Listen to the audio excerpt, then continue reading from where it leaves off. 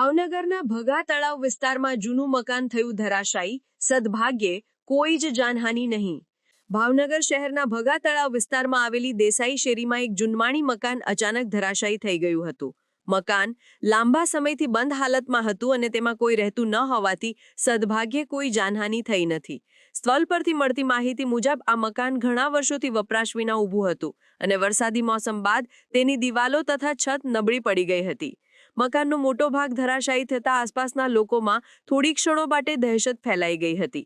ઘટનાની જાણ થતાં જ ભાવનગર મહાનગરપાલિકાના એસ્ટેટ વિભાગનો સ્ટાફ તાત્કાલિક સ્થળ પર પહોંચી ગયો હતો. મકાનના અવશેષો દૂર કરવાનું કાર્ય હાથ ધરવામાં આવ્યું અને આસપાસના વિસ્તારને સુરક્ષિત રાખવા માટે જરૂરી પગલાં લેવામાં આવ્યા છે.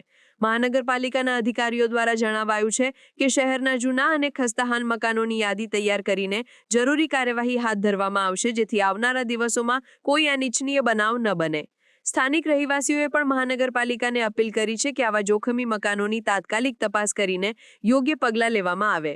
સમાચારની અવનવી અપડેટ જોતા રહો નિખરતા ગુજરાત ન્યૂઝ સાથે. નિખરતા ગુજરાત ન્યૂઝને લાઇક, શેર, સબસ્ક્રાઇબ કરો અને બેલ આઇકન દબાવીને સમાચારની ઝડપી માહિતી મેળવો.